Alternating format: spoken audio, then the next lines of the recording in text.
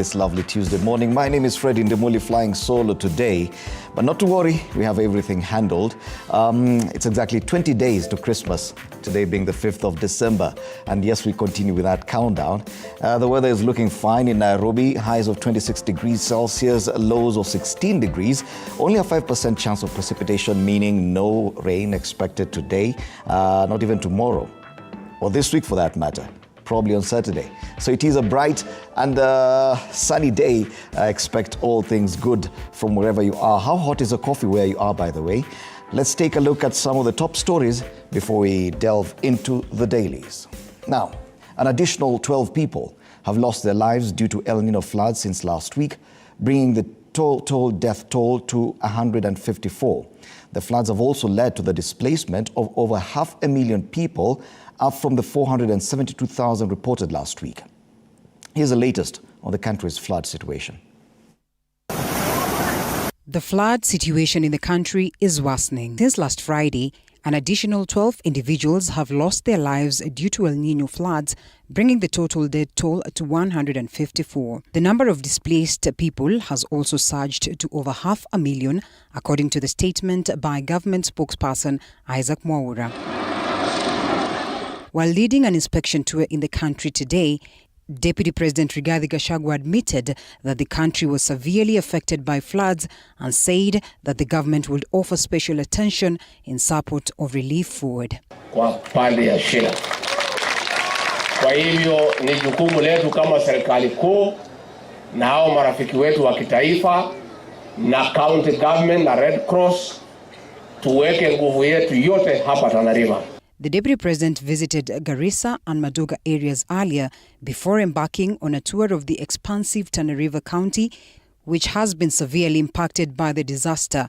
Most villages in the region remain flooded, with major roads impassable, thereby affecting not only Tana River County but also neighboring counties. Kuja na chakula iko hapa na malori, ingine imeletwa na serikali kuu, ingine imeletwa na Red Cross. County government governor amekuwa akipeana chakula na hiyo chakula mtapewa na itapeanwa kila pahali. Regarding disaster management, Gachagua mentioned that they have earmarked 1 billion for the Ministry of Roads. Part of the funds will be utilized to repair roads damaged by floods in Tana River. Additionally, he noted that 6,000 mosquito nets along with drugs and cholera kits have been distributed to address health crisis resulting from the cholera outbreak. Utafiti wetu wa nyuma tulipokusanya hesabu ilifika 62.5% ya watu wameathiriwa. The Deputy President visited Garissa and Madoga areas earlier before embarking on a tour of the expansive Tana River County, which has been severely impacted by the disaster. Most villages in the region remain flooded, with major roads impassable, thereby affecting not only Tana River County but also neighboring counties. President William Ruto's bid to privatize a total of 11 state corporations, including the Kenyatta International Convention Center, KICC, and the Kenya Pipeline Company, has hit a snag after the High Court yesterday afternoon temporarily suspended the move following a case filed by the Orange Democratic Movement Party.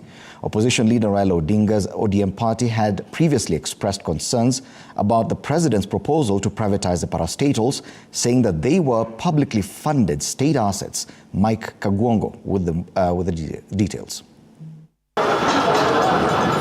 Just over a month after President William Ruto signed the privatization bill of 2023 into law, the sale of 11 parastatals, including New Kenya Cooperative Creameries Limited, has been temporarily halted by the High Court in response to a petition filed by Raila Odinga's Orange Democratic Movement ODM party.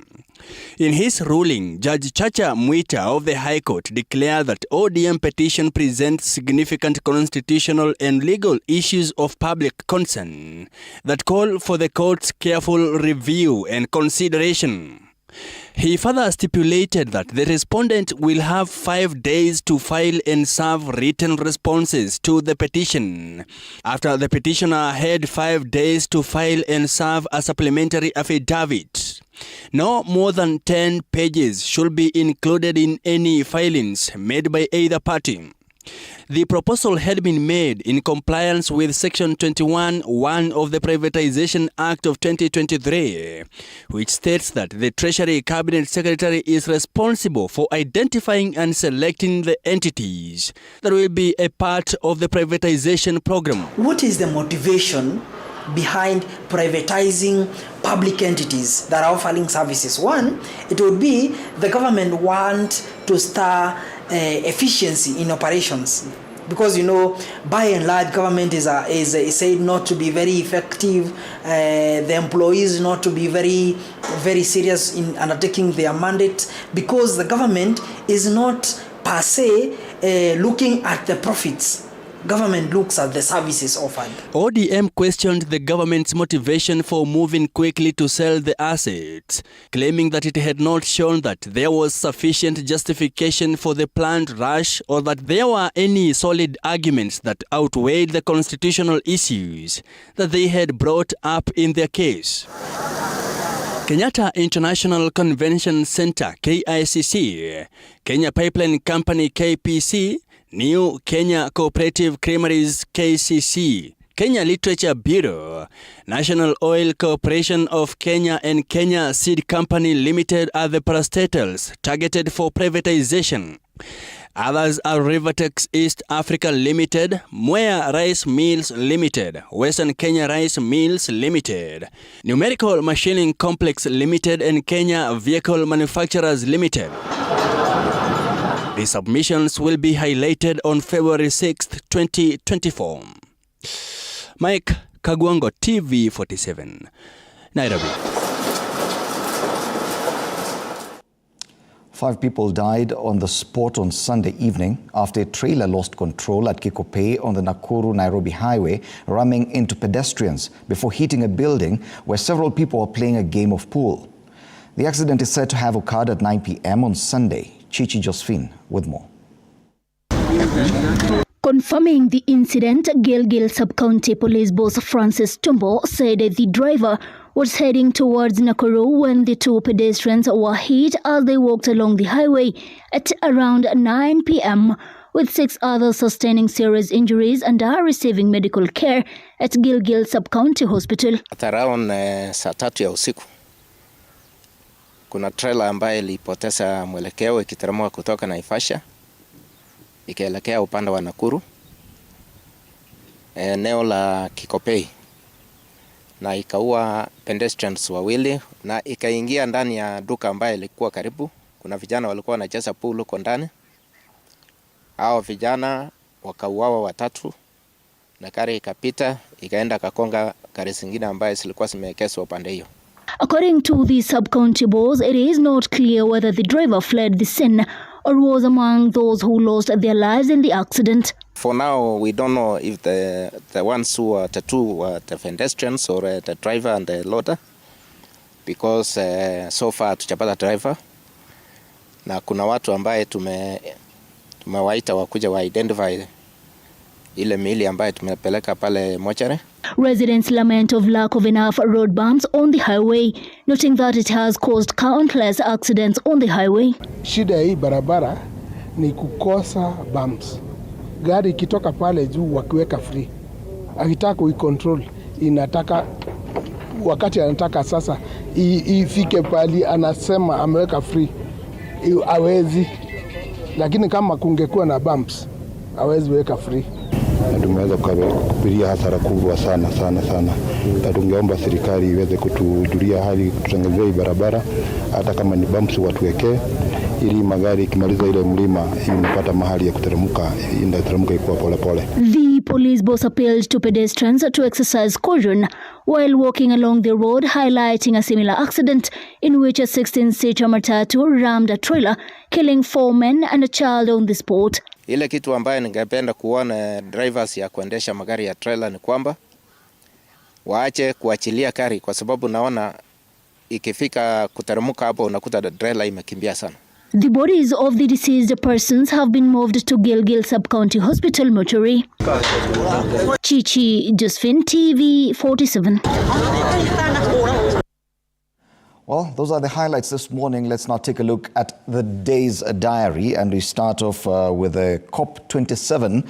And the COP27 conference enters day 6 in the UAE, with the main conversation being on climate change mitigation and climate financing. Over $57 billion has been collected so far. This event began this week and will continue well into the weekend, and it features as a top of our diary. Other things happening today, we do have the Justice and Legal Affairs Committee of the National Assembly holding several meetings. The first meeting will be with the Registrar of Political Parties on the operations of the Political Parties Fund.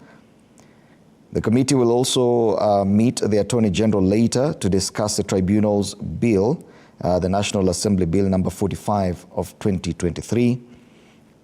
Later on, the committee will be meeting the Council of Governors and the Parliamentary Service Commission and the AG on the consideration of the Houses of Parliament Bicameral Relations Bill of 2023. Away from parliamentary matters, something else that features on our diary today is the World Soil Day, and this year's theme is enhancing soil health for sustainable food systems. The Cabinet Secretary for Agriculture and Livestock Development, the Honorable Mithika Linturi, will be presiding over a number of events on that. Principal Secretary, State Department of Crop Development and Research, Dr. Paul Rono, will also grace an event to mark the World Soil Day. Those are the top features on our diary today. Let's take a look at today in history. And on the 5th of December, 2013, this is exactly 10 years ago, Nelson Mandela, the first president of South Africa to be elected in a fully representative democratic election, as well as the country's first black head of state, died at the age of 95 after a prolonged respiratory infection. So it marks exactly 10 years since Nelson Mandela died at the age of 95. That's our diary and today in history. Let's now take a look at the dailies. And to kick off with the Standard, and on the Standard today, Raila changes tack to rein in Ruto excesses. That's the main story on the front page of the Standard this morning. Plan B, with President Ruto facing challenges defending his actions in court. Azimio leader is on the corridors of justice and has gotten interim orders to stop the sale of parastatals, saying government bypassed the public in the dealings and went about it without scrutiny. The story is on page 4 and 5. It is a bigger story on the Standard today. Matters the sale or the planned sale of government or state assets. And they put a figure here, 110 billion shillings, the amount government was to get after selling the state corporations. Now, the High Court in Nairobi yesterday dealt Kenya Kwanza a major blow by blocking the sale of 11 parastatals. This matter comes up for hearing in February next year, and so in the interim, nothing can proceed. The other big story on the front page of the Standard today, it's DRC's future uncertain as troops pull out. The EAC forces began withdrawing troops from the Democratic Republic of Congo just days to elections, eroding peace dividends gained in 1 year. The story is on page 12. There's a special report on the Standard today. Hospitals risk closing owing to climate change. 1 in 12 hospitals worldwide is at risk of shutdown due to extreme weather. In Nairobi, scientists identify the NCCK Huruma Clinic as being at high risk during discussions at the COP28. It is a special report on the second and third pages of the Standard today, and it's in their continued coverage of the COP28 summit and headlines surrounding the same. In the Financial Standard, this is a pullout. The big story there, wind solar farms face scrutiny over unstable power. That's in the inside pages. The other highlights on the front page of the Standard today, that's the top strip. We have TSC on unions warpath over JSS intern contracts. A story is on page 6. The highlights on the top strip of the Standard.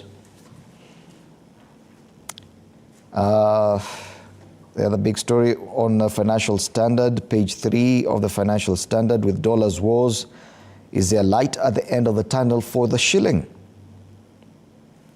And in sports, Tanzania stands in way of Kenya football glory. The story is on page 29.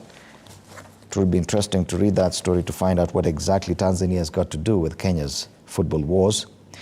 But on the back page, matter sports in the English Premier League. Guardiola says there's no reason to worry. Manager Guardiola unconcerned as Manchester City winless run goes on. Kulusevski's header in the 90th minute condemned City to a third successive draw.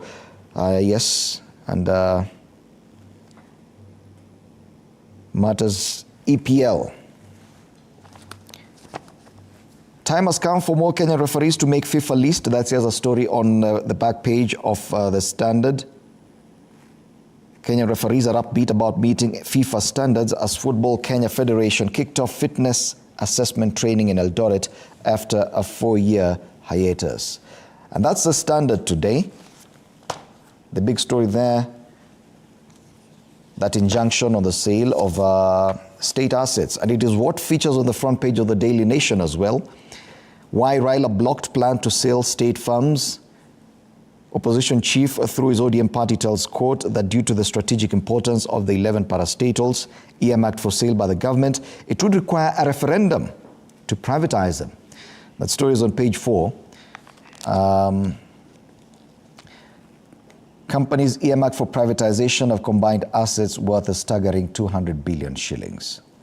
And this is the biggest talking point today, the fact that ODM has managed to go to court and obtained an injunction blocking the government, at least for now, from proceeding with a planned sale of the state assets, the 11 assets that they are talked about. The other big story on the front page of the Daily Nation, MPs fight draft law seeking to clip powers over pay packs.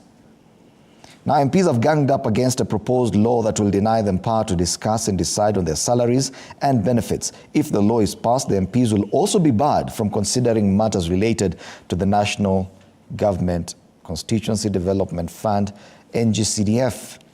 Interesting. The other highlight there, from Dubai to India. President in New Delhi for a 2-day visit. Ruto has taken his 43rd trip since he took over office last year. The story is on page 6. And also on the same, COP28 big win for Nairobi as it gets a slash of 4.5 billion shillings funding to improve air quality. The other highlight on the front page, Pastor Michael Njoroge, a tale of sex, fake miracles, and a spectacular downfall and death. Interesting story on page 10. Another interesting story, HIV strides new method of curbing spread of virus approved for use. That's on page 8, and it comes just a few days after we marked World AIDS Day on the 1st of December. We flip over the page, and big story on MPs is on the back page of the Daily Nation. MPs fighting draft law curbing powers over own pay packs.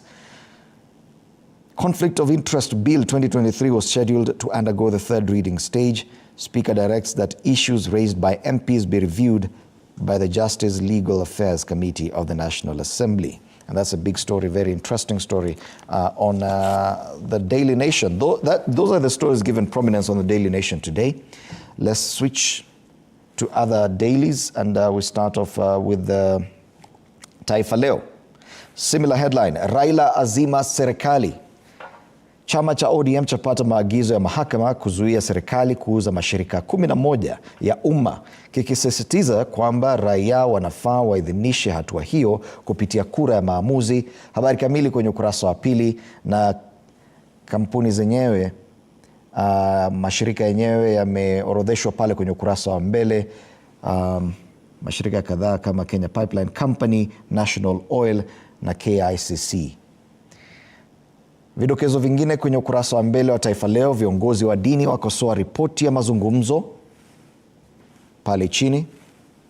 Kwingineko, mjane wa Kirima aendea ardhi ya mama wa kambo baada ya kushinda kesi Nairobi. Sasa Bikirima asema ardhi ya ekari 4 kule Nyeri pia ni yake. Habari kamili kwenye ukurasa wa 5. Kwenye ukurasa wa 4 kuna habari kuhusu vyuo vya TVET kupata ufadhili wa shilingi bilioni 8.8. Ufadhili huu wa serikali utalenga kuimarisha miundo msingi ya jumla ya vyuo 70. Tuangazie vidokezo kwenye ukurasa wa mbele pale juu. Gazeti la Taifa Leo, Gachagua aendelea kuwasuta magavana, awalaumu kwa kuzembea katika kukabili mafuriko hasa pwani. Na kwenye spoti, Arsenal mawindoni katika gozi la EPL ugenini. Wanabunduki walenga kuinyuka Luton baada ya Wolves. Na habari kamili kwenye ukurasa wa 20. Hilo ni gazeti la Taifa Leo hii leo. Tuangazie gazeti la The Star. Now the Star goes with auditor false agency over quality of blood, a total shift from the other main newspapers. Myriad problems, including shortages of blood bags, broken equipment and poor surveillance. It looks like it's a special report on pages 4 and 5. Special coverage of issues blood bank in Kenya, with the auditor faulting the agency of the quality of blood. That's the main story there. The other story given prominence, this flood situation, and a number of photos there, including a young boy wading through flood waters while seated in a makeshift boat made out of a drum, and a woman there trying to move her property as well through the flooding using a drum as well, and the deputy president distributing some relief items to those affected by flooding. Strong images there as we continue to contend with the flood situation. Other highlights on the front page of the Star. Kenyan to be fitted for novel climate solutions. Elsewhere, British soldier shot in bike tour of Ngong Hills. And new rules, banks defying CBK to pay 20 million shilling fine. The other highlight that we may have missed is on the top strip of the Star. Blow for media, gamblers as MPs push a new betting law. That story is on page 6. And that sums up the highlights on the front page of the Star. Let's take a look at the People Daily. And on the People Daily, a different headline altogether. Edible oil is unfit for humans, says KEBS. Standards body rejected the consignment which was meant to ease cost of living as only good for making animal feeds or should be destroyed, as probe into controversial deal expands to directors of the 3 farms involved. That story is on page 4. Other highlights on the front page of the People Daily. Employ interns now, union tells TSC. And of course, this matters to do with the halting of the sale of state assets. Court holds plan to sell KRCC, other parastatals. That story also features on the front page. On the top strip of the People Daily, there's a survey. Women dominate lowly jobs. More than half of females engaged in work that fails decency standards. The other highlight there on the top strip, banks face hefty fraud fines under new rules. Let's delve into matters business and take a look at the Business Daily. The big headline on the Business Daily today, Airbus picks Kenya for first drone hub. Firm plans to build station in Laikipia. Up to 1,000 jobs expected to be created. Wow, interesting news on the front page of the People Day or the Business Daily. The other highlight, taxman escalates fight with lawyers. And on the ticker, shares planned for locals in privatization push. Volatility hits Kenya's $2 billion Eurobond. And elsewhere, banks' profit dips 4.9% in rare decline. That's the Business Daily. And that sums up the dailies in Kenya today. Let's take a look at what is headlining in our neighboring countries, starting with Uganda. And on the Daily Monitor, one of the big dailies in Kampala, winners in the new 3.5 trillion shilling budget. This is a Ugandan shilling. Artists and the privately owned Day Biofarm Factory and Commonwealth Resort Munyonyo are among beneficiaries of the supplementary budget. A supplementary budget worth 3.5 trillion shillings.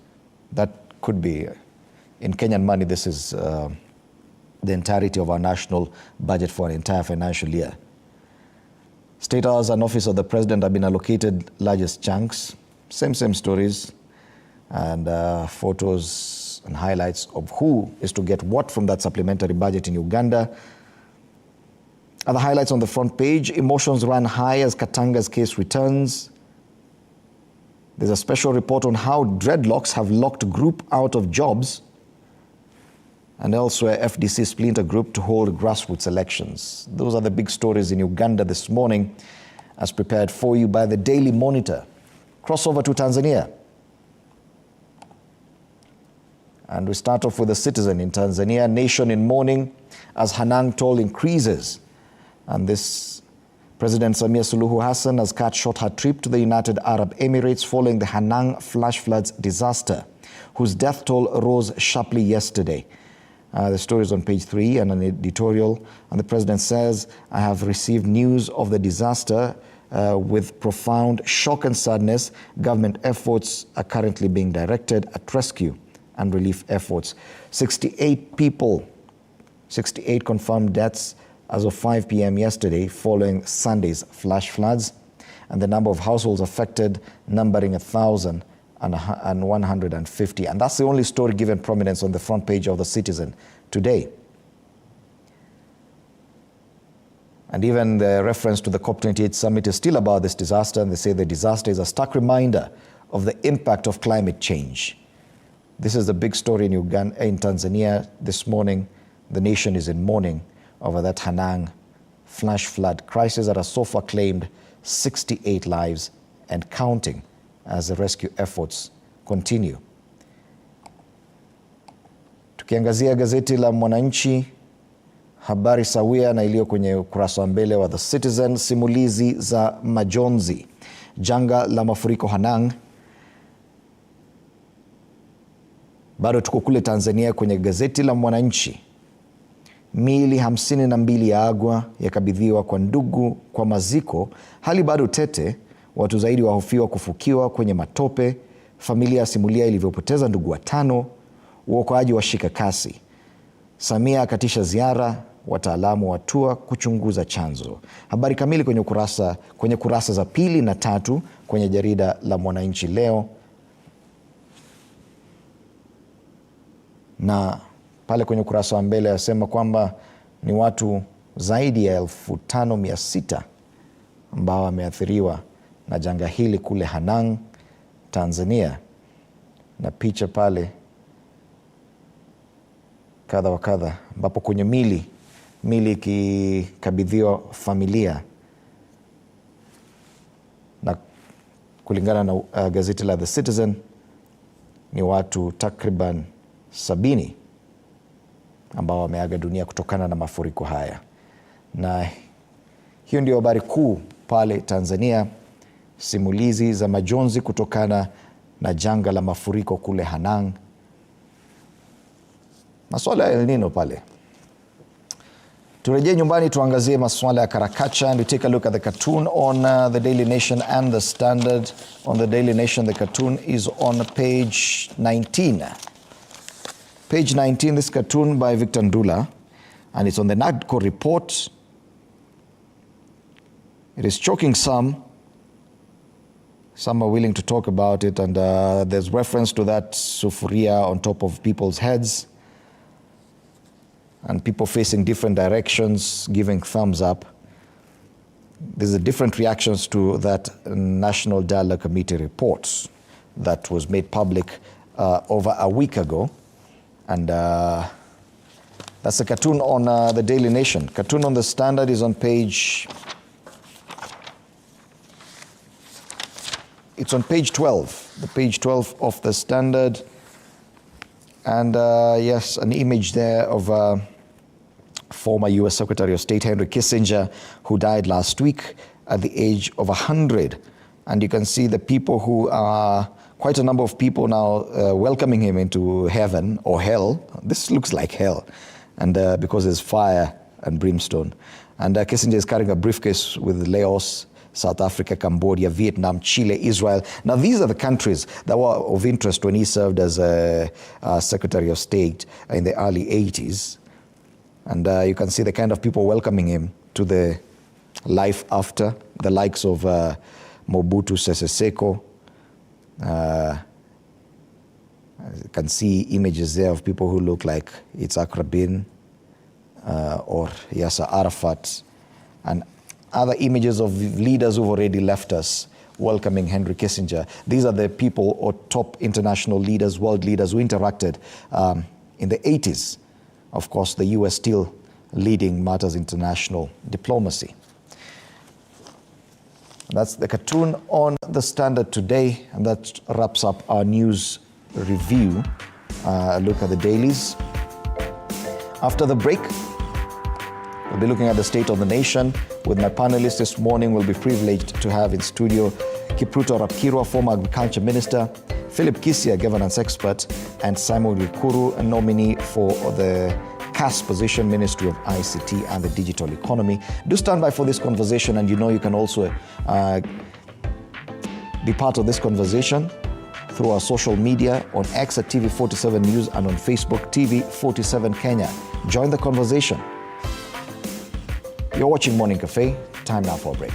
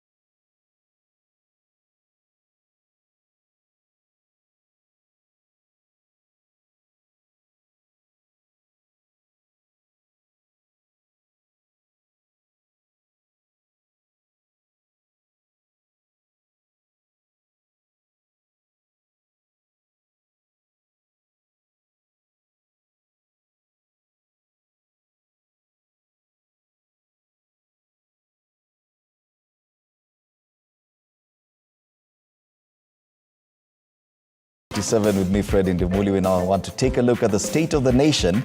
And we do expect a panel of 3, but so far, one panelist has made it to studio. Kipruto Rapkirwa, former agriculture minister, always very early in the morning. Karibu, sir. It's my pleasure, yes. It's always good to have you in studio. Yeah, farmers, they wake up early. Yes. To catch up with the season. You know, yeah.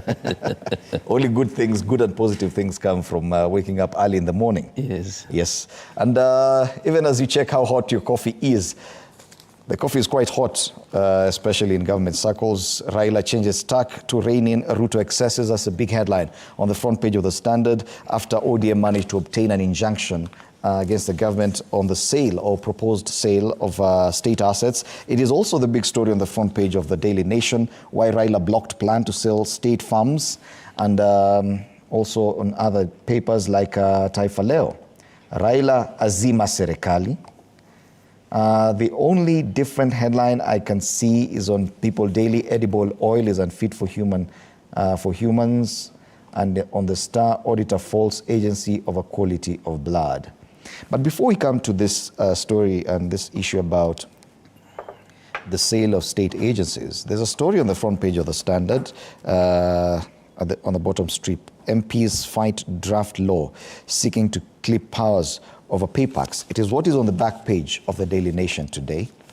And members of the National Assembly have ganged up against a proposed law that will deny them powers to discuss and decide on their salaries and benefits. If the law is passed, the MPs will also be barred from considering matters related to the National Government Constituency Development Fund or National Government Affirmative Action Fund.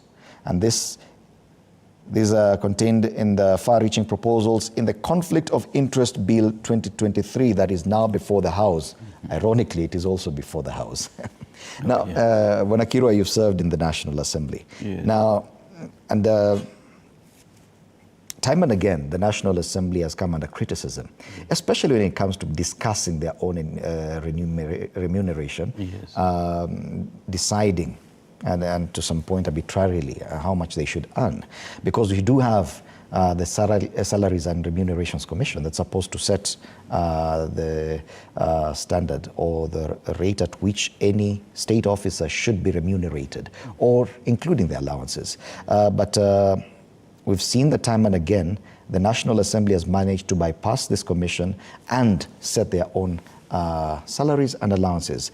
This conflict of interest bill is timely, don't you think? It is timely in the sense that the last time I knew members of parliament would be able to deal with a motion pertaining to changes in terms of pay rises or a change in allowances. But usually, it's supposed to be the beneficiary will be the next parliament. Mm-hmm. It's not the sitting parliament. Like now, this 13th parliament cannot benefit from the changes they institute themselves. It will have to be benefited by the next parliament. Just like even standing orders, you do not change standing orders and you expect those standing orders to apply promptly, because it's like changing rules in the middle of the game. And because they're supposed to go through certain procedures. But unfortunately, people do a bit of misadventure and deal with some things that, well, they may not benefit immediately, but some of them come back and they benefit subsequent. Mm-hmm. So what I do expect is that Kenyans should really rise above the fray, so that when you are discussing anything, you discuss it dispassionately, regardless of whether you are the meme, whether you'll benefit or not. It should be for the benefit of the nation. You mentioned that standing orders, if changed, should apply in the next parliament. But we've seen in this 13th parliament, a number of things have changed, including changing of standing orders to allow cabinet secretaries to appear before parliament. That happened, and within months it's happening, and that was a major shift. You mentioned something about engaging in misadventure. Do you think that this is what is happening? Yeah, that's what is happening. Really, you've got me in it, because actually it had escaped my mind. But if those standing orders were amended by this parliament, they ought not to be applied by the same parliament. because it is a really total conflict of interest. It's like you'll be changing when you find something doesn't suit you. You change just to punish those who may be your adversaries, even those who may be campaigning against you in the constituency. This is something that I think we need to go back, because Parliament is supposed to be house of order, house of procedure, and good manners. And if once we lose that, we lose the very importance of Parliament, and that really has given it what we call the August House, a house of respect, a house of esteem. So it loses that particular esteem if they engage in an enterprise or an exercise that is likely to conflict with their own roles and and performances. And one of the other issues that comes up is the issue of the NGCDF, which has been a big and continuing debate all along. The Supreme Court pronounced itself on the matter. There's been debate about what is exactly the CDF. Is it broadening the role of the parliamentarian beyond the traditional oversight, representation and legislation to now start doing things that the executive should be doing? Yet we're seeing even at the National Dialogue Committee level, that conversation is still going on. Now this conflict of interest bill seeks to stop the parliamentarians or to curtail them from discussing directly this NGCDF or even the National Government Affirmative Action Fund, the GAF. There appears to be a confusion about the role of parliamentarians, and we're still trying to legislate around it. This is a house of legislation, yet we're still trying to legislate around it to show them what exactly they should be doing and not the other. You know, Fred, what worries me is that people they have not given the new constitution and the new dispensation proper philosophical foundation. Yes, there are those three roles of Parliament, and those roles should be exercised in entirety without creating any conflict. What I would have understood, and this is something I don't know why it escapes the minds of very great people, like even those who are in the dialogue committee. What we should be doing is to ring-fence the resources for certain constituency. For example, my constituency, Cherangani. If it is 150 million that is supposed to go to Cherangani, let it go to Cherangani, but it should be exercised by somebody without even the patronizing by a member of Parliament. I was a patron for the last term I served in Parliament, but I found it all the time not appropriate that you are there and you seem to be breathing over the shoulders of those particular individuals you have nominated to serve in the constituency development fund. I would have expected that, yes, the governor of the county can also preside over this, and even the ward fund. Let's say for a certain ward, out of the 25 wards in Trans Nzoia, each ward can have their own fund. But that fund should not be dispensed or should not be supervised by the MCA.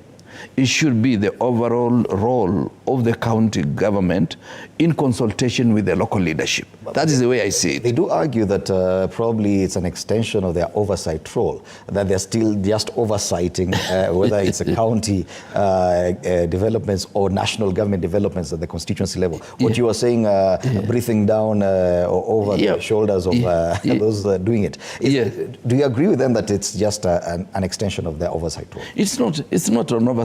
Oversight should be you do the work. Then I come and check whether you've done it the way it is expected and according to the rules. But really giving me money, let's say I'm the MP for Cherangani, you give me 150 million, and I'm the one who will decide where each school will get the mabatis, where each school will get the cement, where each school will get various materials, and who is supposed to be given a certain project. That is already involving me in the role of the executive.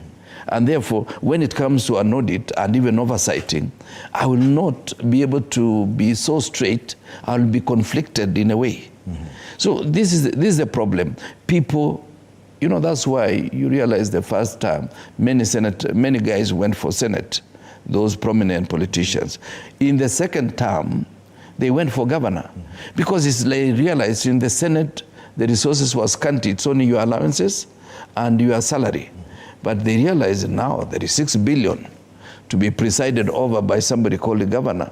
And that's why many of them switch to the position of governor. Today, if you ask Kenyans, would you want to be a senator or a member of parliament? They will say a member of parliament, because there is this 150 million that will be presided over by this member of parliament every year.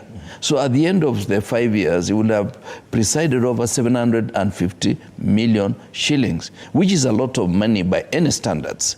But you see, the way I see, there is so much pilferage. That money is not used well.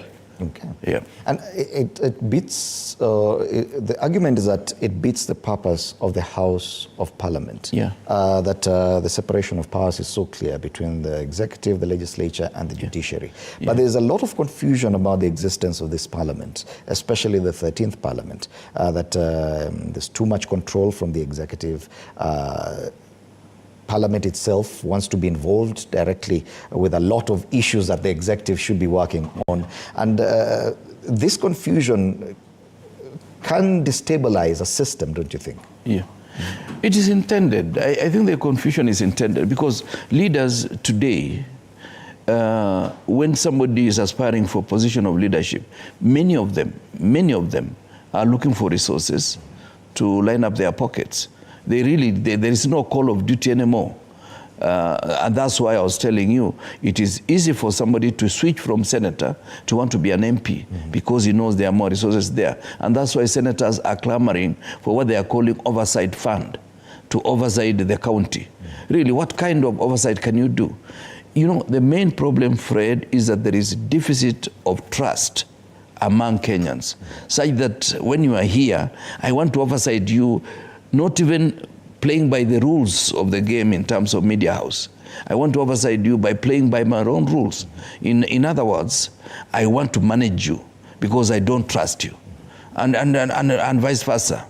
So this is the main problem, and it is something that is likely to be with us for many years. And that's why Chinua Achebe, in his own famous book, small book, which is about 100 pages, talks about the problem of Africa is leadership. Leadership in the sense that if I'm in a position of leadership, I always get skeptical about any other person questioning what I'm doing, instead of being open to questions and accepting that I do not have monopoly of ideas. There are other Kenyans who are better than me in terms of ideas, and therefore I may be clouded by the intrigues in an office or the details of the office, and to the extent that I will not be able to think and have a helicopter view of the situation. But we also appear to be suffering a general crisis in as far as a structure of governance is concerned, that we are not sure exactly what kind of governance system befits us, that we're not sure if it's parliamentary, if it's purely presidential. Now we're not even sure about the roles that houses of parliament should play. Yeah. This probably it's not confusion. Probably it's our own understanding and our needs. And probably that's what we should do, because if at all the monarch system works elsewhere, yes, and military juntas work elsewhere, yes, isn't it time that we have a discussion on what exactly works for Kenya, if at all this traditional democratic ways are not working? That probably our form of democracy should be slightly different. Instead of faulting the Houses of Parliament, we just say, okay, fine, probably we need them to be part of the executive. Well, I think it's what I call excessive bad manners that has visited Africa. Because the main problem in Africa are three things. Those in power, they get excited and they get complacent and aloof, and they think they know everything. Those out of power, they get jealous and they want to superimpose their ideas on those in power, such that there is no clear distinction between those in power and those out of power. And of course, there is still the problem of the Western world, which wants to superimpose their ideas on Africa to continue milking the resources of Africa. But the way I look at it, we need to fundamentally ask ourselves, how can we get a structure or some kind of governance system that is organically ours? by interrogating the current constitution, and that's why I've always insisted, let us do an audit of the constitution. We are not saying we amend it, we do an audit. The things that serve us well, we amplify. The things that we find we can make them better, we improve them so that it serves us, and we should not be looking at it in terms of those of us in office.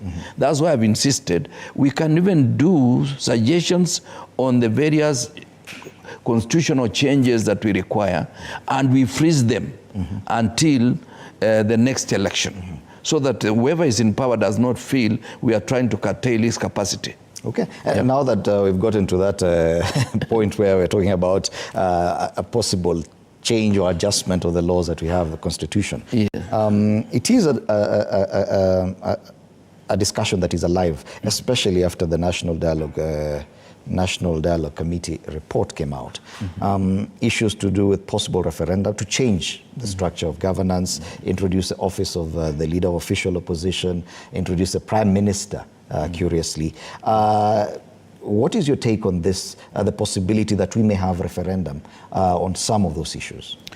Naturally, anything that goes against the very basic structure of the Constitution of Kenya must get the okay from the people, because in that Constitution, the first article, we give that Constitution to ourselves, and we say we can practice power directly or through our delegated individuals, starting with the president, all the way to an MCA in an electoral area. Now, when it comes to changing that particular structure, I think it is common sense for us to be able to present that to the people of Kenya, let them decide whether they like it or not, and if they like it, they go with it.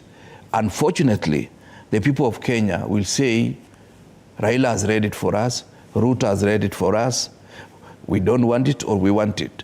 Because I would have expected something that we say, let's do this thing, and it's not going to affect us in the intervening period between now and 2027. We lock it, then we can have it either with the election of 2027, so that the new dispensation is oblivious of who is likely to be in the opposition or who is likely to be in the government. Do you feel that the discourse so far on the possibility of a referendum is heavy enough, or does it need more discussion to include more issues that probably would require a change in the laws before we can talk about a referendum, so that we have a proper one, as you say, lock everything up? You've agreed all these things need to be changed, lock them up until a certain time. Do you think so far we've had a proper discussion to discuss matters of a possible referendum?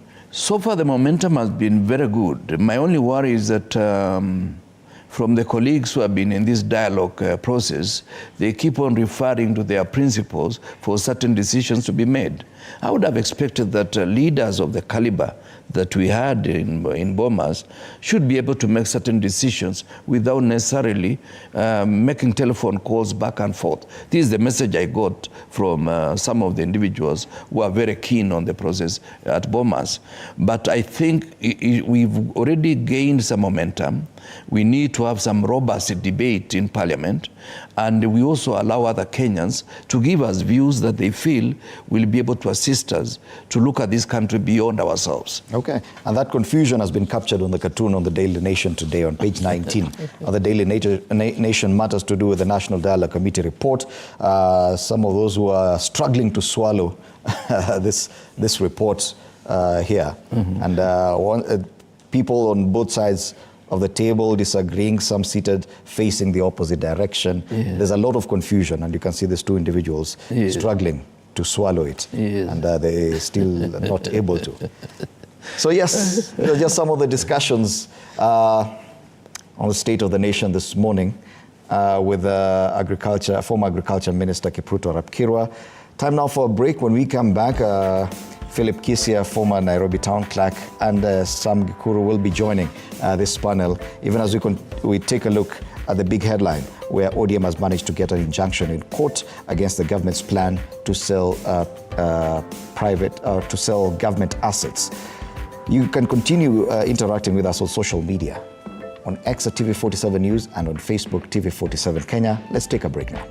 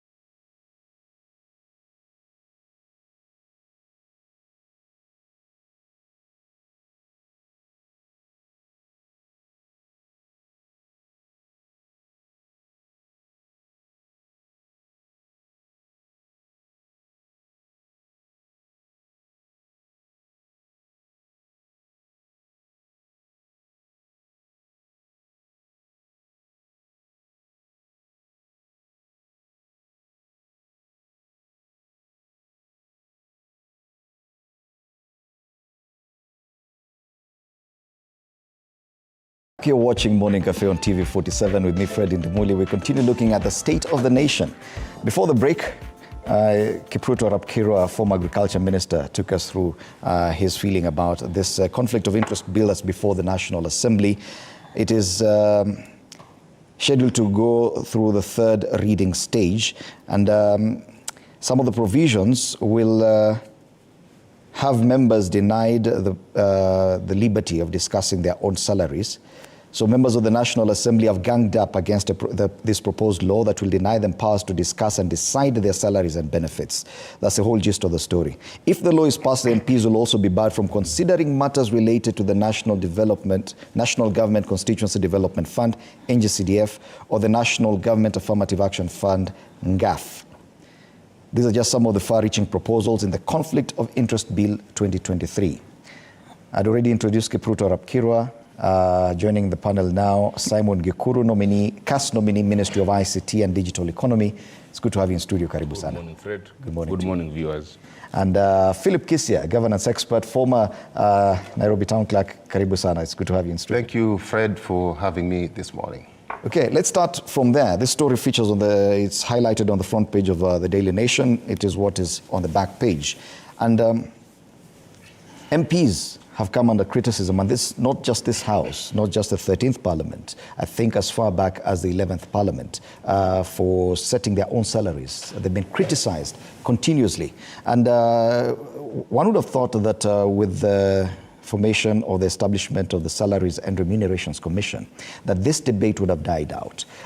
Even with the SRC in existence, members of Parliament have still managed to bypass the commission and have been determining their own salaries and allowances to a huge extent. Now, this conflict of interest bill looks intent on changing this, but it's before the same National Assembly. Your thoughts on that, Simon Gikuru? Do you think this is the best way to instill some level of discipline in as far as that action by Parliament in determining their own remuneration? To start with, you have to look at who is sponsoring this particular bill.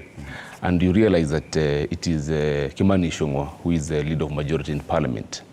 When you see Kimani Ichung'wah, you see the whole Kenya Kwanza brigade. So for me, this is a good signal. It's a good sign. It's one of the commitments that the Kenya Kwanza government, led by His Excellency William Ruto, gave to Kenyans to make sure that we streamline processes and institutions. So obviously there's a lot of conflict when you look at MPs sitting down to decide on their parks, on their allowances, and stuff like that. And so what Kimani Ichung'wah and the parliamentary leadership for the Kenya Kwanza team is trying to do is simply to put things to order, which is what the president promised. I think that's the much I can say about that bill. It's welcome, it's a good sign. I really hope that it goes through the third reading. Yet this touches on the privileges of members of the National Assembly. And from history, yes, they may vote according to party lines, but when it comes to their own personal privileges and emoluments, members of Parliament are very sensitive to such things. Bwana Kisia, do you think that simply because it's a leader of majority who has sponsored this bill that it will pass?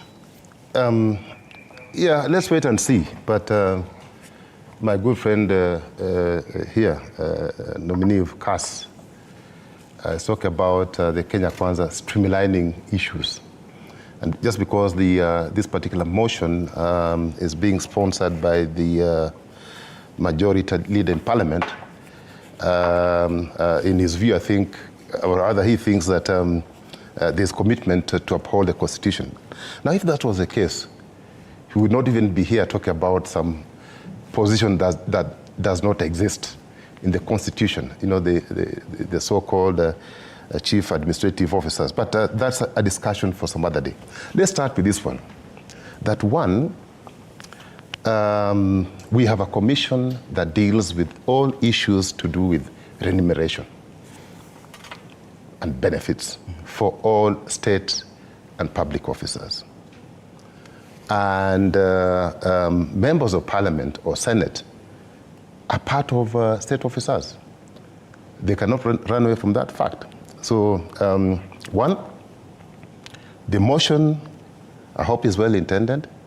It is welcome. because even what they're discussing right now is unconstitutional. Because the powers to determine perks and benefits for state officers is vested in a commission known as Salaries and Remuneration Commission. Okay? So when you even imagine that you can usurp those powers, I think this is something that really needs to be fought, both in the House and out of the House. Because if you look at Article 1, Kenya is a sovereign state, but all the powers that the President, William Ruto, has, and his entire executive and parliament, and what have you, derive from the people. So those powers can be recalled. Yeah, I know it's a matter of discussion, but those are, if I delegate powers to you, I can recall them. So even if they are busy there discussing this one, and I hope that the two party leaders, the head of state who heads the Kenya Kwanza, will come out very strong on this one. We want him to take a lead, you know. We don't want to. Kimani Ichung'wah is okay. Is one of the. Is actually a messenger. So we're hoping that the messenger is carrying the message from the party leader. Okay. And if that is the case, then this motion will sail through. Similarly, I expect that on the other side, that the former Prime Minister, His Excellency Raila Amolo Odinga, will see the need of passing this bill. I've not gone through. Maybe there are certain details that could have escaped my eye. But when you look at it generally, I think it's a good bill. It may be a good bill, but it also touches curiously on the issue that's very close to the hearts of members of the National Assembly, the NGCDF. And on this issue, they've known to defy even party scripts and vote separately. Do you think that this could be a problem for Kimani Ichung'wah, the fact that this, if passed, will bar MPs from considering matters related to the NGCDF? Yeah, thank you, Fred. Maybe you allow me to first just respond to something that Bona Philip Kisia said. You know, it puts me in a very interesting position to come and debate with very senior, great Kenyans like former Minister of Agriculture. I started hearing about his name when I was a student, Kipruto Arap Kirwa. Those must have been days of President Mwai Kibaki. His name was very frequent in the medias and everywhere on TV. So it's quite an honor for me to also sit here with Philip Kisia, whom I'm told those days being town clerk would make the governor position look like a joke. So these are serious Kenyans, and I'm quite honored, and I know my position is very weak in this debate. However, when my brother, big brother here, talks about the commitment to the rule of law and observing government excesses, and he mentioned the position of CAS, which have been nominated too by the president, probably it would have been important for you to first check what the poster says. The poster says CAS nominee, because I'm just a nominee despite being gazetted and sworn in. Because when we had people going to court and the court gave its ruling on this particular position, the president was very clear with us, and he told us, my people, we've been a team, we've worked together, but we must be seen and we must observe the law and we must obey court orders. When we were campaigning, one of the issues that we used to raise, Fred, was that Uhuru Kenyatta's government, or the previous government, had defied almost 300 court orders. And this is a situation that the president has repeatedly said he would not want to find his regime under such kind of an awkward position, whereby you're constantly fighting with the other arm of government, which is the judiciary. So to that extent, I don't understand why my big brother would question the issue of cars when court says the position is unconstitutional, the issue is in court. I'm not calling myself a CAS, I'm just a nominee, and I'm happy to wait and support the government because we are committed and we're serious people. We are very serious people, by the way. So when the issue of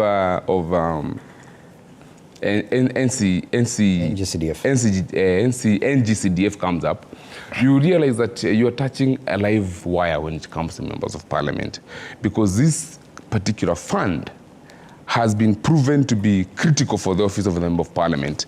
And we've seen every effort to try and make sure that it is incorporated in legal structures to make it operational, or to make it legal within the Constitution. So I think for me, I have seen what's happening, for example, in my constituency and neighboring constituencies. And I would want to imagine it's a good fund. So I think let's see what happens with the laws around it and the operationalization of the whole thing to make sure that it fits within the legal structure. So I think MPs would do the fight. If I were a member of parliament, I would do the fight to have it retained.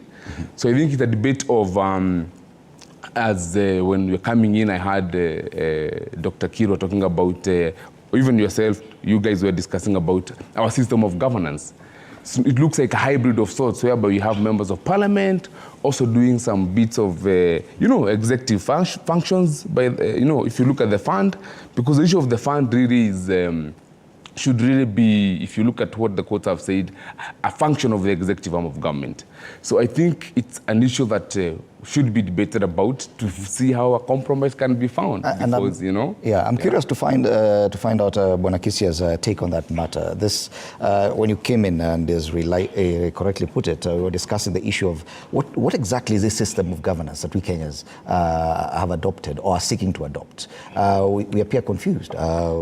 Presidential on one hand, parliamentary, a mongrel of some sorts, introduce the official leader of opposition, have the prime minister back. Now we want MPs to go beyond their oversight, legislation and representation role, and it appears that we are all over the place. And I was wondering whether that kind of confusion weakens the structure of governance that we currently have. You see, Fred, there is nothing like confusion. I think the Constitution is very clear as to which system of governance that the people of Kenya preferred at that time. This Constitution has been around for almost 13 years, 12, 13 years. So there's no confusion. If as individuals or human beings we are confused, the Constitution is very clear. We have. So, there's nothing that is ever cast on stone. And I heard my senior, my elder brother, Mheshimiwa Kiro, talk about maybe auditing. And I do agree with him that probably this is a time to give the Constitution a relook and say it has served us well for the last 12, 13 years, but are there any adjustments that we can make the Constitution to make it better? That is a decision that the Kenyan people must make. So nothing is cast on stone, my brother. You can't keep on living the past. The past gave us what we have today. What can we do as Kenyans to make the future better? Do you agree we need a different kind of system away from what is prescribed in the Constitution currently? That probably, according to Kenyans' needs, they've preferred the CDF system, probably they benefit directly. That, yes, we should relook at this entire system of governance. I think 10 years is sufficient time to relook at anything. In fact, after 10 years, you can rejig it. You can look at it and look at areas that are working, those areas that are not working, that need to be adjusted. Okay, so the first things first. Let us audit, because it is through an audit that will determine what needs to be done, what needs to be retained. So, if you ask me, there are very many things that are in this Constitution that are very sound, that are well grounded. You specifically referred to, in fact, CDF or NGAF is not the Constitution, it's an act of Parliament. But if you ask me whether NGAF is a good thing, yes, it is a good thing. If you ask me whether it needs to be remolded, I think it needs to be remolded so that while it is serving people, it doesn't serve an individual. Why am I saying an individual? The member of parliament should be completely dissociated from this particular function. So the function, as it is, should remain to benefit the people. in a constituency. As a function of the national government? Yes. Okay. And back to this discussion of the National Dialogue Committee report. You've seen the kind of reactions we're getting. People even within Azimio itself speaking at cross purposes. People who are completely unhappy about the outcome. Some feel it was underwhelming and probably not representative of the aspirations that Kenyans had when we embarked on this initiative. What is your feeling about the outcome of those talks that took 90 days and probably cost us upwards of 110 million shillings? Yeah. First of all, let me appreciate the fact that, allow me to appreciate two things. One, CDF is now 20 years old. We started in 2003. Before even the promulgation? Before even the promulgation of the Constitution. This came from Engineer Karue, the then MP for Olkalau. He's the one who brought it during the regime of President Moi, and we effected it when Mr. Kibaki took over. So it is 20 years, and it's high time that we relooked at it. That's why I was saying, during my tenure as an MP for the last term of my service to the people of Cherangani, I tried to remove it from myself and give it to the committee. And even when there was a bit of follow-up, I would allow the MCA to read the projects in his area of jurisdiction and so forth. If everybody was to do that, it would be a perfect example. But the challenge is that many MPs today, that is where they go for their petty cash to the CDF. This is something that if serious audit was done, more than 90% of the MPs will be arrested and jailed because of misappropriation of CDF. But it has done tremendous work, the way my brother here said, in various constituencies, but it could have done better. The second issue, the current constitution is a product of consultation, and it's also a product of arm twisting. When we went to Naivasha, I was not part of it. I was already in Ethiopia as IGAD special envoy to Somalia. When they went to Naivasha, we were going to have a parliamentary system. But when they were in Naivasha, a team tried to fix Raila by ensuring that what Raila wanted, they refused. But Raila was smart enough, he told them, it's okay, let's go with this. And that's why immediately the current president went to the north side of the campaign. So that is the history of this constitution. It was not something that was done through consensus and mutual trust. Now, back to what is happening today. Even within Azimio, there are some people jostling for certain positions and looking for the attention of Prime Minister Raila for purposes of fixing the other guys within the coalition, believing that Raila may not be running, and if he's not running, who is he going to choose as a presidential candidate and who is likely to be the running mate? That is explaining part of the challenge. And this is why I'm saying, Kenyans, can we wake up to the realization, I'm here today, I may not be here in the next 3 days, but Kenya will continue beyond my lifetime. Because we seem to be doing things to fix them in a way that I fix you, and you're also trying to fix me. In the process, we fix the people of this country. That's my worry about even the discussions. And let me also say this. Even the Kenya Kwanza side, they are not unanimous about the decision on some of the changes in the current constitution. Today, entrenching the position of Prime Minister means the position of the Deputy President will almost be equal or even less than that of Prime Minister. I don't think he's sitting pretty wherever he is, wherever he's listening to us.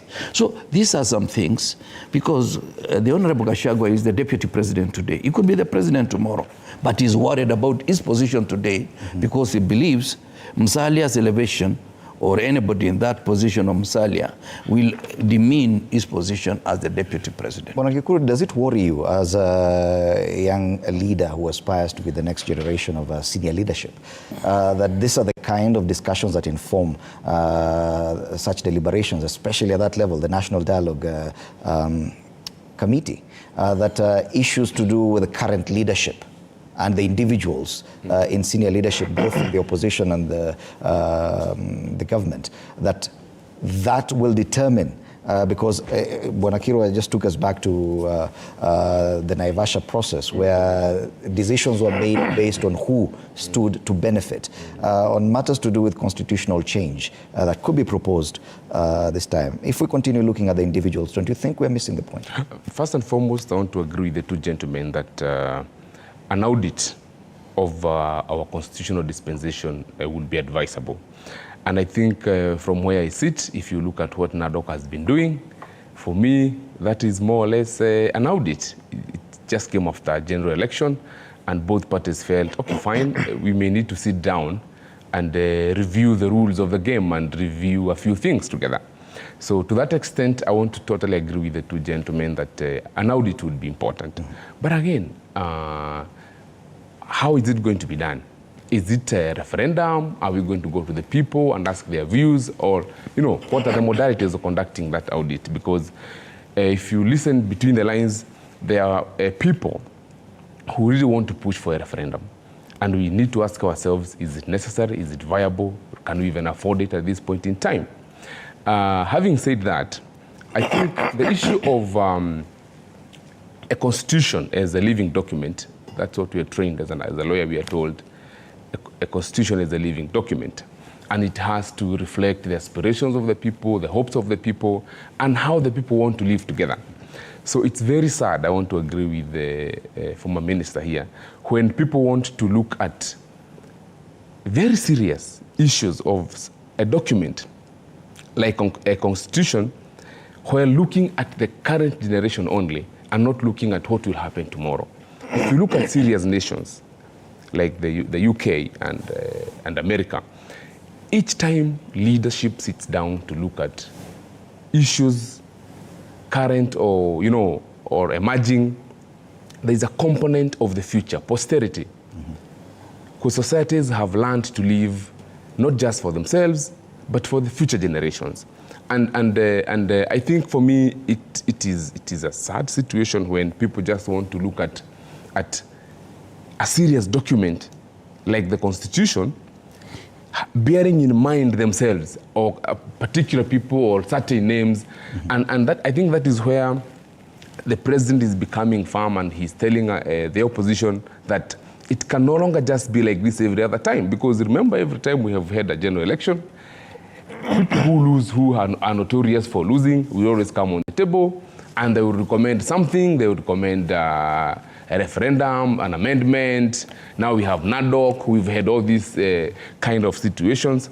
I think my observation would be, as a young person and as a young leader, it is important that we think less about ourselves today and more about what will happen in future. And that is why we've just had COP28.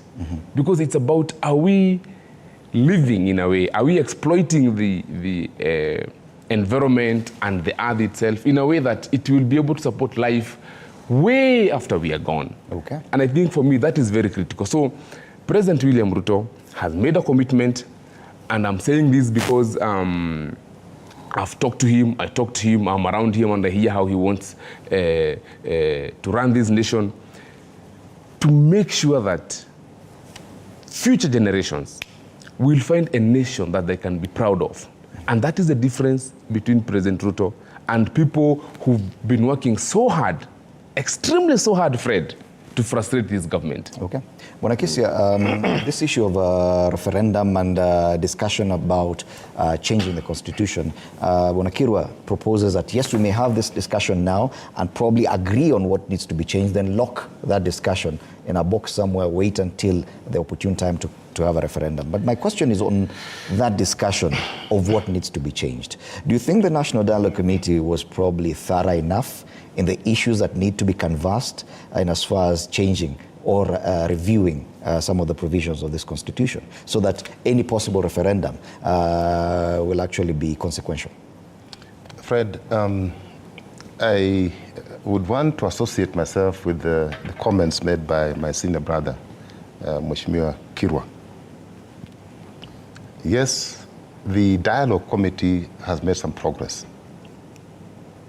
However, this back and forth, because we all had faith and confidence in the gentlemen and ladies who had been given that opportunity to dialogue so that we can find some common ground as a people of Kenya. But this issue of them taking a reverse gear to go and consult, and from both sides, my brother Gikuru talks about the head of state being very progressive, but even on that side of the political divide, there's still a back and forth consultation, and not consultation to get their position on a matter. I think that's what has diluted the discussion. Because if that committee had been left to discuss, because once you are delegating authority to someone, you are giving them all the powers to act on your behalf. But when the same person has to take a reverse gear and come and consult you on almost each and everything, then you dilute the process, you dilute the discussion. So to answer your question, I think the time frames need to be agreed. When do we implement what? I think that's key. And I was hoping that when this dialogue committee was sitting, they should also have discussed on some frameworks, timelines, that on this particular item, I'm hoping that should have been part of their report, that on this particular item, this cannot be implemented within this framework, timelines. But that appears to have taken a backseat. Now we are faced with the same challenge. Now the people in power and those out of power are using this to retain the status quo for their benefit. And those who are out are trying to find their way inside. Now, I'd just like to comment on the issue of affordability. When it comes to the matter to deal with the Constitution, we cannot start talk about affordability. And in most cases, people, when they talk about affordability, and they talk about resource deployment, they're talking about only one resource, which is important, a resource called money. But the other resources that you need and which are available and which can be deployed that are not money related. Manpower, for example. There are people who, like Mheshimiwa Kiru, can be used to help in the process. He's there, he's available, and he's very resourceful. So let us not hide behind this issue of affordability and limit affordability to one resource, that is money. If there's something that is very urgent, let us sit down as Kenyans and discuss soberly and agree on a time frame that will benefit the entire nation and not just benefit a section of the people of Kenya, or just the political class. Because the people who are driving this particular agenda are the political class. What is urgent to Kenyans? I think we need to be honest and have an open and honest conversation in this particular matter. Okay. Anything to add on that issue? Because I want us to move now to the main discussion about the privatization of state assets. Maybe Waziri would have something to add on. I think he's quiet, so I think I don't dispense. Yes. Yeah, if you listened to President Ruto and he was handed this report by Shongwa and Kalonzo, he was very committed to it. He was very excited, and he said he will implement it up to the last dot. The issue of caucusing really is harmless. When you're working as a team, I think it's always advisable and good manners that you retreat back, you caucus, you exchange ideas, you get to hear from your teammates, and you get advised. So the issue being raised by my big brother here that both ends had the NADOC team consulting their leadership, it's actually a very good thing and very harmless. Yeah, if anything, it shows teamwork. You have to consult your teammates. So I think there is that commitment, and we want also to appreciate the team from Azimio. They have shown statesmanship, and I think all we need to do at this point in time is to just rise above ourselves as a generation, as a current generation, and have in mind that we found this nation here, and we will still leave it here. And that is exactly what His Excellency William Ruto has shown us, that we have to look at everything bearing in mind about future generations. Okay. Yes. I think we've dispensed on, with that matter, but there's still a mention of referendum even in the discussion you're just about to have. Yes. And this is on the proposed sale of government assets. The opposition chief Raila Odinga, through his ODM party, has told the court that due to the strategic importance of 11 parastatals earmarked for sale by the government, it would require a referendum to privatize them. This is indeed the biggest talking point right now on proposed sale. And the issues that come up on one hand is the issue of the process. The other is the actual sale and privatization and what that would mean to us Kenyans. And of course, the KICC comes up as the biggest discussion. It's probably not the most crucial discussion, but there's that, having been gazetted as a monument in Kenya. But the issue of the process and the fact that Parliament appears to have abdicated its role when it passed that privatization bill that is now law. It was signed by the president, allowing the executive to go through such a process without the involvement of Parliament. This is criticism that goes straight to Parliament. What is your take on that, Bonakiko? One, we got highly suspicious when parliamentarians shirked their responsibility by handing over to state agencies. Because the last time I knew how government operates is that you bring, as a minister, possibly in charge of finance or in charge of privatization, you bring a cabinet paper to the cabinet. It is ventilated upon your prosecution of the same paper. And once that ventilation has been done, cabinet makes recommendations on the way forward. And those recommendations are taken to Parliament for parliamentarians to discuss and agree or disagree or cause certain amendments to be undertaken before any decision is arrived at. The import of that is parliamentarians are representatives of the people, and any investment done by any ministry is done on behalf of the people, and therefore taking away from Parliament is taking away from the people. The second issue, which is very important, who is buying these parastatals? What is the process? Remember when Safaricom, the issue of Safaricom, was the divestiture in Safaricom by the government was done, it was allowed to go to the public, and the people of Kenya did bids, and they bought shares. And the story of Safaricom is for everybody to tell. Now, when you bring some of these and it's shrouded in some kind of mystery, it worries me. Fast forward, a company like Kenya Seed Company was started as a subsidiary of ADC. And ADC was started for purpose of seed production, both animal and crop production, seed production. And Kenya Seed has been doing a lot of work in terms of providing certified seed, because even some of the companies that are producing seed in Kenya today, they don't have the requisite capacity to supply enough seed to the farmers of Kenya. And the ADC provides also animal seed in conjunction with Calro, which does research for semen, for both animal, big stock and small stock. Now, when you privatize such an institution, you are compromising our food security to begin with. When you privatize pipeline, you are compromising our national security. And we want to be given by this administration, which other country has privatized most of these institutions, Kenya Pipeline, Kenya Oil Company, who is buying? And there is this fad about Dubai, that a company started 23 days later on is buying Telcom. Now, are we starting another company in Dubai that is going to buy KICC? Remember, KICC was started by the first administration of Jomo Kenyatta, built with the resources of Kenyans. Later on, Kanu took it away for more than 20 years.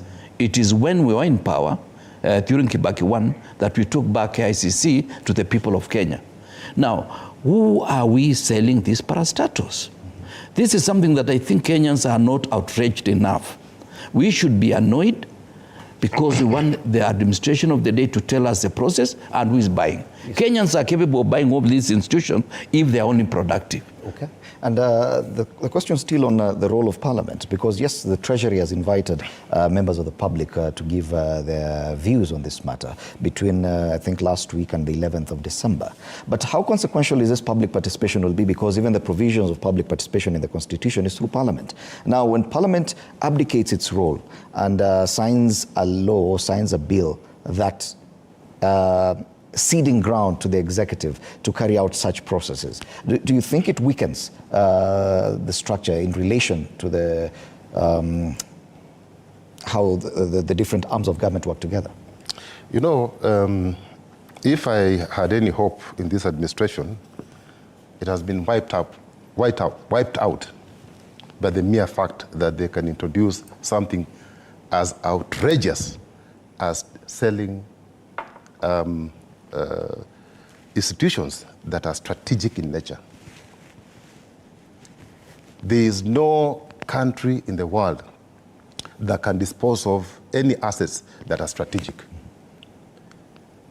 Okay? Because they are strategic. Number two, there is no nation that I've heard of in the world, unless it's being ruled by madmen and madwomen, that can dispose of heritage. Now, before I get into a bit of detail, let me talk about Parliament. Parliament is supposed to be comprised of people who are representing the interests of the people. By the time they ceded the power, they gave away the power to the executive, said, you know what, these decisions to determine how state corporations, which are assets belonging to the people of Kenya, they don't belong to the executive. The assets belong to the people of Kenya. When they ceded that power on how they'll be disposed, that was the darkest moment in the Republic of Kenya. Now, you talked about, and I don't know how it happened, because if this administration meant well, that is one area that they should have said no. Let us leave the powers to determine how assets can be disposed of to Parliament, because they are the people who are representing the interests of the people of Kenya, not the executive. Now, if you look at this issue of public participation, and you know, if you just look at the way it has been framed, it's a mockery of public participation, because the public makes petitions, they give their views on any matter that is before them, but are their views ever considered? So public participation in this, and I'm not talking about just any matter brought to the public by the executive, even matters, even the counties, for example, you hear those public participation. But the public participation is just a process so that it is recorded that the public did participate. So I think if there's one area that we really need to take an audit of, is redefine what public participation is all about, so that the views that are given by the Kenyan people are taken more seriously. So it doesn't just become a process for recording purposes. Now, let's look at some of the assets that we intend to sell. And you talked about KICC. No, KICC, first of all, there's an act of parliament that has declared KICC a national monument. But don't look at, because I was and I thank my president, the late Mwai Kibaki, emeritus president, who gave me the opportunity to serve as the first chief executive officer and managing director of KICC. Now, KICC, you must not look at it as a building. KICC is an industry. It is actually, KICC has capacity to contribute about 40% of the proceeds that we earn from tourism. If you look at the destinations that we are competing with within Africa, South Africa, Morocco, Egypt, and so on and so forth, those destinations generally about 40% of the tourist arrivals are from conference tourism. So KICC's mandate, KICC is not just a building where you have tenants and a few conferences happen. KICC's biggest mandate is to market Kenya as a MICE destination. So if you look at that and you look at it holistically, it is not just a national monument, but it is an institution that greatly contributes to the GDP. You can imagine if, I don't know, my brother is in government, I don't know how much tourism is contributing right now, but it's a substantial amount of GDP. So you can imagine if you give away that asset. It is contributing to, in fact, I saw the schedule from government. Don't you think that probably they are talking, selling part of it would help? How? No, one second. Let me ask you a question, Fred, and you'll forgive me as my younger brother. Go ahead. Would you give away your wife to some other person? It will be out of question. I'm just asking you, can you give away or give away your children just because you are unable to manage? Can you do that? No. Giving away national monuments amounts to giving away your family just because you think you're unable. That is something that should not even cross our minds, not even for 1 second. National monuments are there to be protected for posterity. We found them here, we shall leave them here, and there is no country in the world where national monuments are sold for peanuts. Okay. Just because you are broke and you're extremely broke, you start selling national assets. Now, tomorrow, you sell those ones today. You sell them today. And you're saying, if you look at the schedule is very clear that most of those assets are making profits. Even if you look at it from a business or a management perspective, do you give away an asset that is making profit? What if we look at privatization from a divestiture perspective? That the same thing that happened to Safaricom, which is now very successful by offering an IPO. If we were to do the same for KICC, would there be any benefit or any dividend to be? You see, my brother, Safaricom was not a national monument. KICC is a national monument. Okay. That's the difference. Okay. You do not sell a national monument. Okay. Yeah? You don't. There's nowhere in the world where you've heard of government selling national monuments. I mean, this is crazy. Okay. Where in the world do you sell national monuments? Do you think that by Parliament abdicating its role, because by giving away and signing off its role to check or to probe or to oversight some issues, including the privatization of national assets, that would actually be the weakest link in this whole process for government, that maybe there could be benefits to be gained from the privatization process, but because Parliament abdicated on its role, that it could come back to bite the government on this matter? Well, I don't know what you mean when you say Parliament abdicated its role, because Parliament did its part and cleared the government as one of the arms of government to proceed with this whole privatization process. Well, my friend, you see, sometimes we really want to blow things out of proportion. Privatization is, and we also need to be careful because this particular matter is before the courts of law and we may be accused of sub judice. Nevertheless, it's, we can just comment, giving a general fair comment. Why is government doing this to start with? Because government cannot just wake up one day and say, we want to do ABCD. There must be a foundation, there must be a background.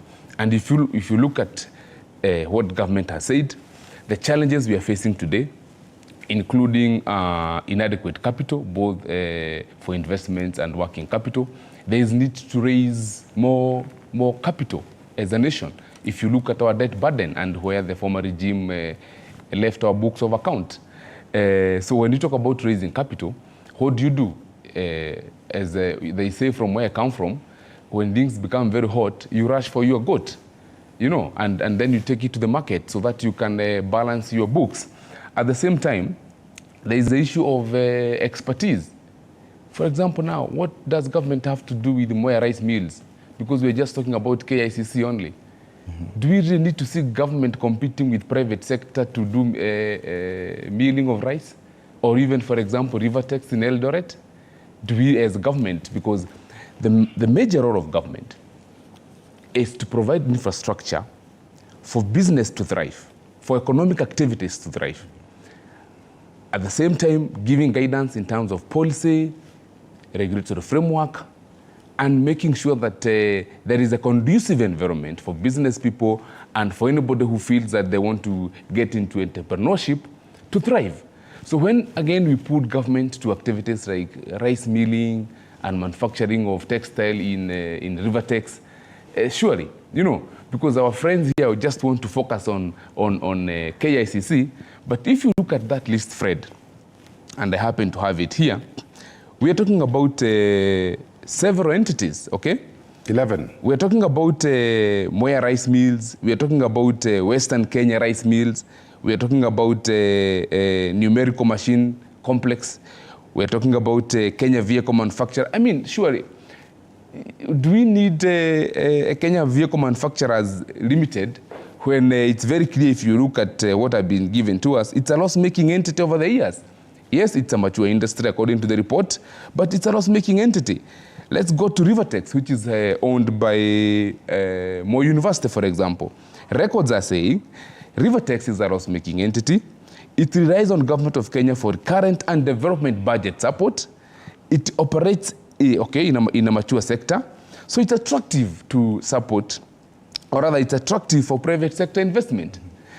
At the same time, Fred, if you look at that report, you go down there, you will find we have, he's mentioned something about the Kenya Seed Company. He has shared thoughts that I think are important, that should be listened to. But even as we are debating, let us not demonize the whole process. Let us not. Are you concerned that some of those assets, do you share concerns that are common among Kenyans, that some of those assets should not be privatized?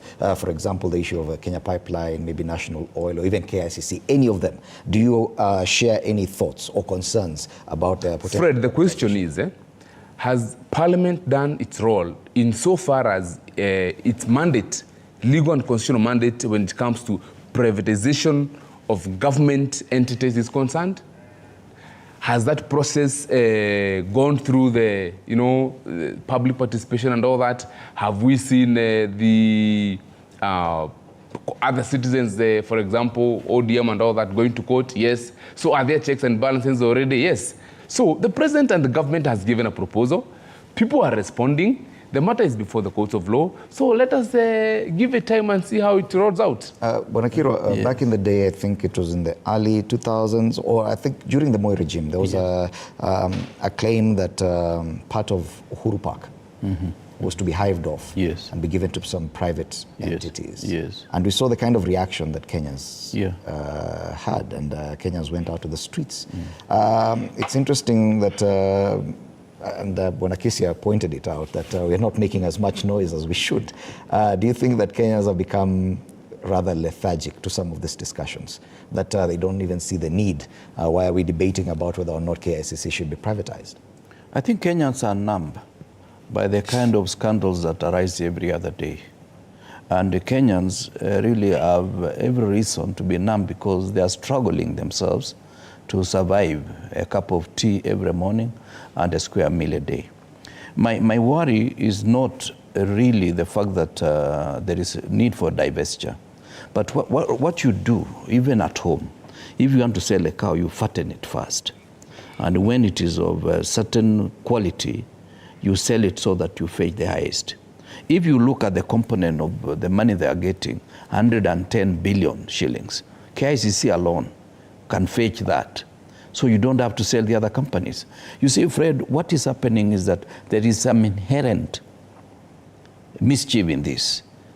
Kenya Seed Company, apart from the assets at the headquarters, it has a lot of land in Trans Nzoia and elsewhere in this republic. And if you are selling Kenya Seed today, tomorrow you are selling ADC. And you know, ADC has 1.8 million acres of land throughout the Republic of Kenya. In Trans Nzoia alone, it has 40,000 acres of land, prime land, which, if you are to look at it, is worth billions, if you are to go even by the normal price of 1 million an acre in Trans Nzoia. And all over, in Mutare it has 20,000 acres, and so forth. So my worry is, this is the beginning of the end for any government, or any semblance of government structures. My worry also is that the same regime has talked about possibility of selling universities. Egerton alone, Egerton University, has 4,000 acres of prime land. And you see, why are these institutions where they are? I agree with my brother Gikuru that some of these companies are loss-making. Why are they loss-making? It's because we impose political decisions on them, we impose political appointments on them, and we don't give them latitude to operate. If you are to allow them to operate, they would be making so much money to the exchequer that the exchequer would not see the need to sell them. Now, my recommendation is that let us understand the process, let us understand the buyers. This 110 billion is available within this republic. Without necessarily going to Dubai. Okay. Because that is what is worrying me. I'll allow you one go, as we make our final remarks because of time. Gikuru, you can go first, even as you make your final remark. Okay. You can continue just commenting on it as well. Yeah, I wanted to comment on this. You know, one of the things that is very interesting about what's happening in Kenya today is that we still have a good number of people who are still in denial that we have a hustler who has become a head of state. And this is not going down well with many people, especially people who worked very, very hard to make sure that His Excellency William Ruto never became president. And this is a team that is every day in the courts of law frustrating government agenda, seeking all manners of injunctions and conservatory orders in court just to make sure that this government and the vision that the president has for this nation is not achieved. For example, my brother here, who is a former minister, and more or less, comes from the same place with the president, would have, in my own opinion, if he feels that their ways or their ideas, like he's sharing here, very nice ideas, former minister, why don't you just share them with the president? Why don't you go to him and tell him we feel ABC, instead of coming on TV just to criticize for the sake of criticizing. So, and I hope you're not among the people that are still under shock that Ruto became president. And it's important we appreciate that this is a new president with a new way of thinking, with a new way of looking at things, and he cannot be like the four others. So when he proposes this kind of ideas that want to blow people's mind, it's because he is full of energy. And he can't wait to deliver. He can't wait to lift the hustler, from down there to bring him to the table so that the hustler can also feel part and parcel of the Kenyan success story. Okay. That's the difference. Okay. People must accept that we have a hustler who is a president, who is running this nation. He has the capacity, and we are fully supporting him. Okay. Thank you very much. Now, thank you, Bwana Gikuru. First of all, let me tell you one or two things about vision and visioning. Yes, my good friend, and I knew him before you knew him, 1992. I met him, and there was something I was trying to chase in YK 92 through my brother Cyrus Jirongo, and it happens to them. And, the deal didn't go through because I was shortchanged, but a story for another day. President Ruto has got a vision, his vision. All of us have visions. But what we must be talking about is not his vision, but the shared vision for Kenyans. Shared vision. Your vision, you keep it to yourself. He should be talking about what he's doing to actualize the Kenyan vision. The vision that the people of Kenya agreed upon during Emeritus, the late President Mwai Kibaki. And that is where most people go wrong. Your vision, keep it to yourself. You are a driver in the seat at that point in time. Come and tell us how you are going to actualize our shared vision, okay? Now, let me, in closing, say that there are two things that we must distinguish. Yes, it is important to let go things that are not working for you, but even before you let go, you must ask yourself, yeah, are they not working because we don't just want them to work? Okay? Is it just because of poor management? And if it is because of poor management, can we change management so that those institutions can deliver? Okay? So don't dispose of because it's loss-making, because loss-making could be engineered, right? Now, two things that you must ask yourself when disposing of any asset belonging to the people of Kenya. Is it strategic? If it's strategic, you have no business disposing it off because it's strategic, okay? For whatever reasons. It may be monetary, it may be, it may be anything, okay? But it is strategic, so you keep it. It is like saying that Parliament does not make us any money, so we should dispose of Parliament and hire rooms for these fellows to carry out their business. Can you dispose of Parliament? No. I mean, it's unheard of. The other thing is that when something is considered to be heritage or a monument, it is priceless. You don't give it away because you're broke. It is senseless. I mean, it's ridiculous. So what you do is we agree as Kenyans that we are broke, and they're saying by selling all these strategic and national monuments, they'll only raise 110 billion. I can tell them, if I was part of your government, and I've told you, just seal corruption in the physical budget for this year. Reduce corruption by 10%. You'll have that to 200 billion, not even 110 billion. Fred, you had your time. Sorry to interrupt. You had your time. Is Mwea Rice Mills a national heritage? I'm saying, is Rivertex a national heritage? The nominee of CAS, was not listening. Let our big brother not mislead viewers. Let us not mislead viewers. No, listen, we're out of time. Listen, we are running out of time. You had your time. What you are saying, and you should be listening. I think Kenya was a problem. You should listen. I said those that are not working for us, they are not strategic, they are not national monuments. We give them like more from your place, like others. But we as Kenyans will not allow this government to sell strategic state corporations and national monuments because they belong to the people of Kenya. I think you're in agreement because you are simply saying... But the last time I checked, Mwea Rice Mill is not a national... Give it away. Give away Mwea. About a minute or so. Give away Mwea. Okay, let's allow Bwana Kirwa to go. Thank you. My brother, I'm not trying to criticize the president because it is his way of doing things. But I'm trying to advise him because I used to tell him one-to-one when I was working with him. But now that I'm here, I'm telling him and I'm telling other Kenyans that there are some things you need to avoid for purposes of good manners. And it's not a new idea. It was in the cabinet paper when they left in 2002, and when Kibaki took over, these parastatals were in cabinet paper. But we said, no, we are not going to sell, we are going to revamp them. And I remember Kenya Seed Company was one of the top companies under my watch in terms of performance contracting. So the best thing is he's not doing anything new. He has gone back to the old cabinet paper that they had before President Moi left office. Okay.